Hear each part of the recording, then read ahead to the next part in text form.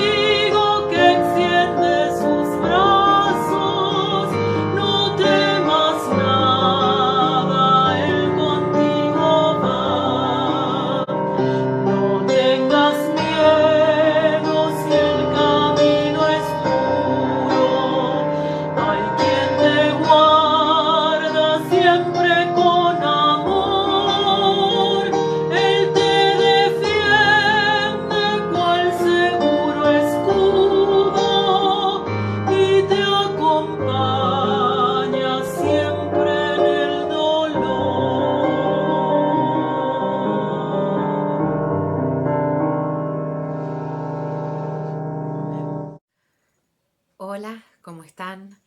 Me toca en este momento de nuestro culto virtual compartir con ustedes nuestra oración tanto de gratitud como también nuestra oración de intercesión. Justamente en el salmo que corresponde según el leccionario para este domingo, escuchábamos recién las palabras del salmista diciendo que la palabra del Señor es antorcha de mis pasos y luz de mi camino. Y esa antorcha, justamente esa iluminación que la palabra del Señor hace en nuestra vida, en nuestro camino, en nuestro sendero, es uno de los motivos de gratitud de esta mañana.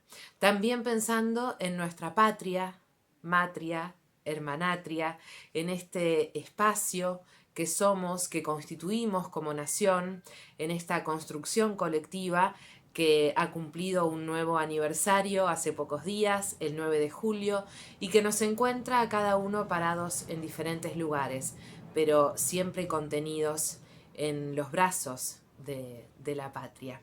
Así que damos gracias a Dios por tener una nación, por haber tenido quienes se jugaron la vida porque seamos independientes, por tener soberanía, y también pedimos, como dice el salmista, que la palabra del Señor sea antorcha para iluminar nuestro camino, para iluminar nuestros pasos en el sendero que Él ha preparado y ha elegido para nosotros.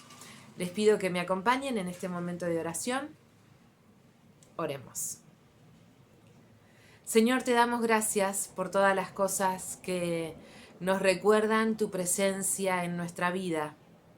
Te damos gracias por todos los dones que has repartido en nuestra comunidad y que cada domingo de esta manera ahora virtual se ponen de manifiesto para alabarte, para dar gracias por tu palabra y también, Señor, para recibir tu mensaje de amor, tu mensaje de tu reino y de tu justicia. Señor, especialmente en este momento queremos ponernos en tus manos, poner en tus manos nuestra mente y nuestro corazón para compartir, para escuchar, para entender todo lo que vamos a estar viendo y escuchando en este culto virtual. Te pedimos bendición, tu bendición para cada una de las personas que estuvieron participando, que destinaron parte del tiempo de la semana en cuarentena para prepararse para esta celebración virtual, Señor, para que les des tu bendición a cada uno, a cada una y también a sus familias. Y te pedimos especialmente, Señor, por los que están sufriendo, por los que están pasando un momento difícil. Te pedimos por aquellas personas que tienen un trabajo esencial y que en este momento están jugándose la vida y la salud propia y de su familia para poder desarrollar la tarea día a día. Pensamos en trabajadores y trabajadoras de la salud, no solo médicos, sino también enfermeros, enfermeras y todos aquellos que asisten a nuestro sistema de salud, a nuestro sistema de seguridad y también a nuestros docentes, Señor. Dales tu bendición, tu apoyo y como el salmista reza en esta mañana, que sea fuerte la luz de esa antorcha que significa tu palabra para iluminarlos en su tarea día a día. Todas estas cosas, Señor, te las agradecemos y también te las pedimos en el nombre de Jesucristo, nuestro Salvador. Amén. Muchas gracias por compartir este momento de oración.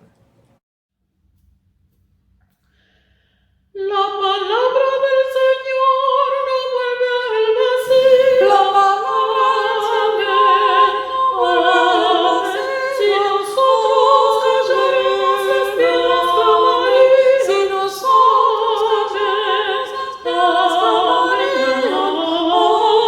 Amén. Amén. Amén. Amén.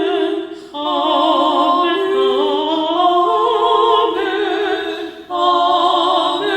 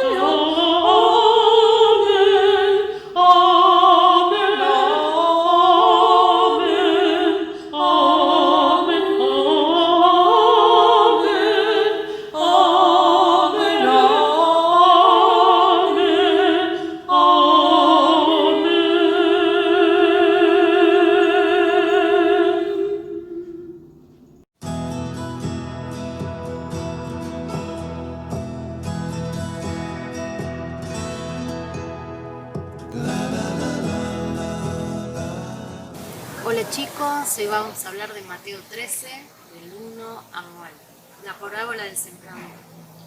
Y dice así: ese mismo día Jesús salió de su casa y se sentó a orillas del lago. Como había mucha gente, subió a la barca y la gente seguía en la playa. Y entonces comenzó a hablar de muchas cosas como parábolas.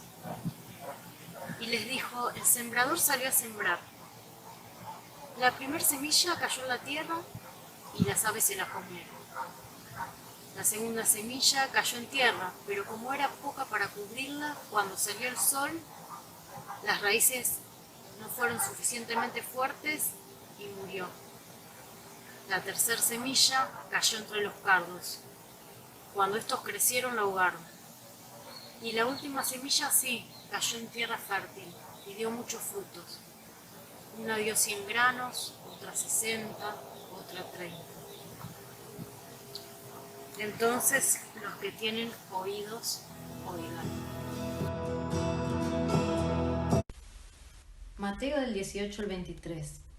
Acá Jesús explica la parábola del sembrador y dice así: escuchen lo que quiere decir la parábola del sembrador. Los que oyen el mensaje del reino de Dios y no lo entienden son como la semilla que cayó en el camino. Viene el maligno y les quita el mensaje sembrado en su corazón. La semilla que cayó entre las piedras representa a los que oyen el mensaje y lo reciben con gusto, pero como no tienen suficiente raíz, no se mantienen firmes. Cuando por causa de un mensaje sufren pruebas o persecución, pierden la fe. La semilla sembrada entre espinos representa a los que oyen el mensaje, pero los negocios de este mundo les producen demasiado y el amor por la riqueza los engaña. Todo esto ahoga el mensaje y no lo deja dar frutos en ellos. Pero la semilla sembrada en buena tierra representan los que oyen el mensaje y lo entienden y dan una buena cosecha.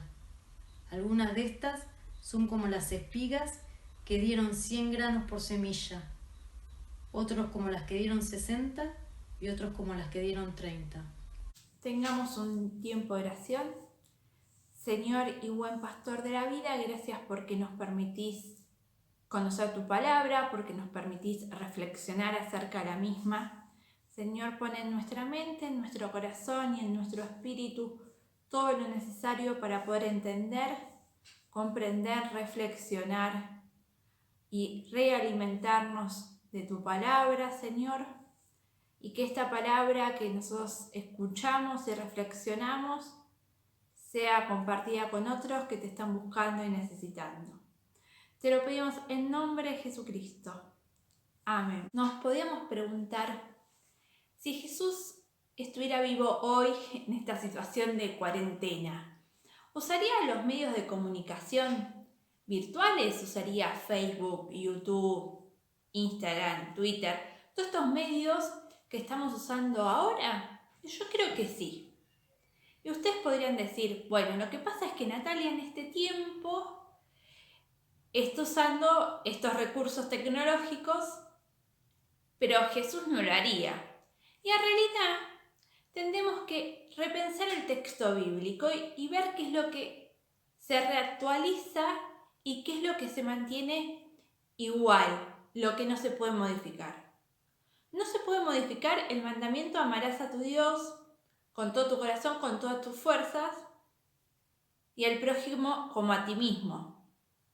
Pero otras cuestiones sí. Y yo creo que sí Jesús usaría las redes sociales, YouTube y demás herramientas tecnológicas. Porque el relato del Evangelio de hoy nos habla de un Jesús que se sube a la barca y desde así habla, desde la barca. Hoy nosotros que vamos a pensar que alguien se puede subir a una barca y porque se sube a la barca desde así va a hablar. Pero en la época de Jesús era una forma de hablar y de transmitir un mensaje y que pueda ser oído por todos. Imagínense, en la época de Jesús dice que había varias personas con él, o sea, no era que solo lo seguían sus seguidores, sino que también lo seguían otros. Entonces, para que todas las personas lo pudieran oír, lo que hace Jesús es subirse a la barca y ese mensaje de Dios transmitirlo a todos los que estaban ahí. Porque el mensaje de Dios es un mensaje para toda la humanidad, no solo para algunos elegidos. Entonces, ¿qué hace Jesús? Al subirse a la barca, posibilita que todos los que estuvieran ahí escucharan el mensaje y no solo las personas que estaban muy cerca a él, muy próximos a él. Entonces, sí, Jesús hoy utilizaría las redes sociales. Y el texto del Evangelio lo tenemos que reactualizar a nuestra situación actual. Y esa reactualización del texto bíblico se hace mediante el obrar del Espíritu Santo. Es el Espíritu Santo el que nos da el discernimiento y la posibilidad de reinterpretar este texto bíblico y decir, sí, Jesús usaría las redes sociales. Y en esta reinterpretación, a nosotros nos va a costar mucho entender la parábola del sembrador, porque nuestra vida está muy lejos de la siembra. Y pasaron más de 2000 años. Jesús utiliza recurso de la parábola, que es un recurso utilizado en la época de Jesús. Sabemos que es un género literario que da cuenta a través de una historia, tiende a explicar una situación. En el caso de Jesús lo utiliza con una situación de la vida cotidiana, que era la siembra. Para los seguidores de Jesús sí era una cuestión cotidiana la siembra. No, para nosotros no es una cuestión cotidiana. Pero para los seguidores de Jesús en su momento sí. Entonces, a través de esta historia de la siembra, de contarle lo que le pasó al sembrador, está contando verdades del reino de Dios. Y vamos un poco a contextualizar lo que nos pasa a nosotros 2000 años después, más de 2000 años después, y lo que le pasa a los seguidores de Jesús. Nosotros vivimos en una ciudad administrativa, en la ciudad de La Plata, donde el campo es eso que está por fuera de la ciudad. ¿No? Sabemos poco y nada los que vivimos en la ciudad de cómo se desarrolla hoy en día el campo. Por ahí algunos que se han criado en el campo pueden hablar del campo, pero en general los que nos hemos criado en la ciudad sabemos poco y nada. Nuestra experiencia con la siembra es lo que pudimos haber aprendido y estamos mucho más cerca de ir a la verdurería que de sembrar un tomate. Aparte, algunos ni siquiera tienen tierra para poder sembrar el tomate. Entonces, tenemos que reactualizar la parábola del sembrador. ¿Qué nos quiere decir hoy la parábola del sembrador? A personas que estamos en situación de aislamiento social, atravesadas por esta situación del COVID-19, que vivimos en la ciudad. Que no es la realidad de los seguidores de Jesús, que sí entendían lo que Jesús les quería decir, porque eso salían a sembrar. Era una práctica habitual la siembra. En otro lugar del mundo, con otras características, con otro tipo de suelo, no es la pampa húmeda, la zona donde estaba Jesús, que es muy difícil el sembrado de algunos cultivos. Entonces, a través de la guía del Espíritu Santo, que nos permite el discernimiento, tendríamos que preguntarnos qué nos dice hoy la parábola del sembrador. A nosotros, a nosotras que vivimos en una ciudad. Y podemos pensar como una línea de pensamiento, puede haber otras, que cómo sembramos la palabra de Dios hoy. Y qué medios usamos para transmitir la palabra de Dios. Y a través de la guía del Espíritu Santo, en esta reinterpretación de la parábola del sembrador, una posible interpretación, como metodistas pensamos y dejamos pensar, y para dejar pensar al otro y pensar uno, me parece que tener certezas absolutas no permite el pensamiento del otro, ni mi pensamiento. Entonces me parece que sería interesante que nos hagamos preguntas al texto bíblico. Y una de las preguntas que nos podemos hacer es: ¿qué es hoy salir a sembrar? ¿Y qué tipo de suelo soy yo? No, Jesús estaba hablándoles de esta situación de siembra, que era un poco para hablarles de lo que les podía pasar a ellos, ¿no? Y lo que le pasa a las personas cuando somos receptoras del mensaje de Jesucristo, este mensaje de liberación, porque el Evangelio de Jesucristo siempre es un evangelio de liberación. Y el relato bíblico lo podemos dividir en 3 momentos. Cuando Jesús está en la barca, ese sería el primer momento. Jesús quiere sembrar la palabra de Dios, quiere hablar de esta palabra de Dios en forma de parábolas a los otros, y para hacerlo y saber que va a ser escuchado, se sube a la barca. Nosotros hoy tenemos que pensar cuál es el mejor recurso en el lugar donde estamos para que la palabra de Dios sea escuchada. Un segundo momento en donde Jesús les explica de este sembrador que salió a sembrar. En el tiempo de Jesús la siembra era muy distinta a la nuestra, a la actual.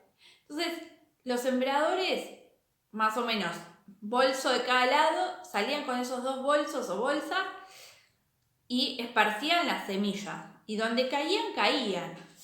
Entonces Jesús les salva este tipo de suelo en donde caen las semillas. Uno no sabía dónde iba a caer la semilla. Y podemos pensar nosotros cuando salimos a sembrar, cuando salimos a hablar de la palabra de Dios. ¿Cómo lo hacemos? ¿Sabemos? ¿Tenemos certeza de que a las personas que le estamos hablando nos van a poder oír? No, dice Jesús, el que tenga oídos, oiga. Entonces, no lo podemos saber.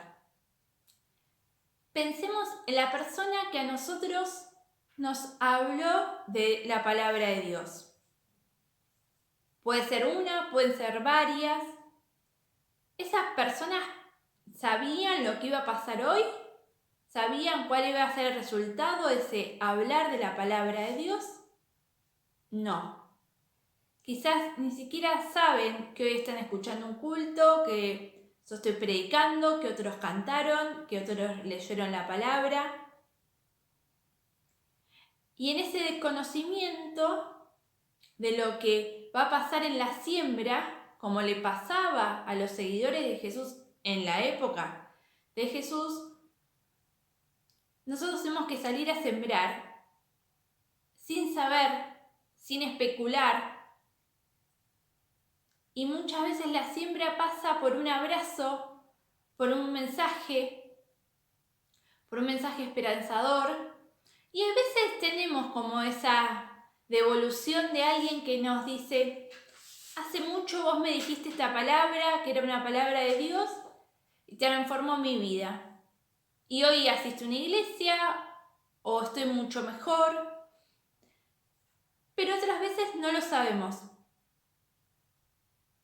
No sabemos qué fue la vida del otro que uno le compartió la palabra de Dios. Y en el tercer momento, que sería este momento en que Jesús les cuenta qué pasó con esa siembra, ¿no? ¿Qué pasó con la siembra que cayó en la piedra? ¿No? ¿Y qué pasa después? No les dice, bueno, algunos desistieron y otros fue buena tierra y pudo brotar la vida en esa buena tierra. Y pensemos un poco nosotros, ¿somos buena tierra para la palabra de Dios? ¿Y cómo trabajamos ese ser una buena tierra? Pensemos que las tierras se abonan. ¿Y cómo abonamos nosotros nuestra vida espiritual? ¿Cómo es que nos preparamos para recibir la buena semiente, la buena semilla en nosotros? ¿Cómo es que nos preparamos? Porque no es que, una vez nos hablaron de Dios y listo. Tenemos que volver a sembrar todos los días el mensaje de Dios en nuestro espíritu, en nuestro ser. Y para abonar esta tierra tenemos que usar lo que Wesley denominó o clasificó como medios de gracia. ¿Sí? Trabajemos la oración personal y comunitaria, por ahí en este momento es difícil, la oración comunitaria, pero esta cuestión de la virtualidad nos permitió poder usar más los mensajes de texto, poder usar más las videollamadas, así que podemos comunicarnos con el otro, es decir, podemos orar aunque estemos en dos lugares distintos, leer la palabra de Dios, leer la Biblia, esta palabra inspirada por Dios. En este tiempo estamos teniendo la Cena del Señor virtualmente, recibir la Cena del Señor. Entonces, animémonos a compartir la palabra y a nutrir nuestra tierra donde es sembrada esta semilla para que el brote, esta planta que surge de cultivo, sea un cultivo que dé frutos, que podamos seguir hablando de la palabra de Dios.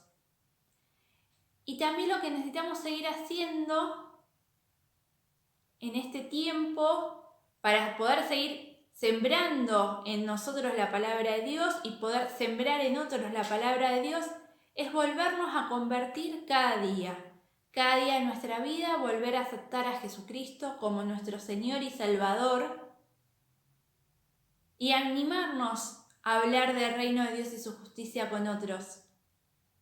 Así como alguien alguna vez habló conmigo y habló con vos.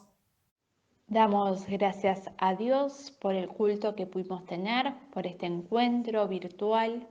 Damos gracias por la vida de cada uno de nosotras y nosotros, por la comunión entre los hermanos, por la posibilidad de volver a escuchar la palabra de Dios, por la posibilidad de cantar y alabar a Dios. Damos gracias por este culto virtual y pedimos que el Señor bendiga y proteja a todos los que lo están buscando y necesitando en este tiempo. En nombre de Jesucristo. Amén. El Señor es quien te cuida, el Señor es quien te protege, quien está junto a ti para ayudarte. El sol no te hará daño de día, ni la luna de noche. El Señor te protege de todo peligro. Él protege tu vida. El Señor te protege en todos tus caminos, ahora y siempre. Amén. Pedimos la bendición a Dios en nombre del Padre, del Hijo y del Espíritu Santo. Amén.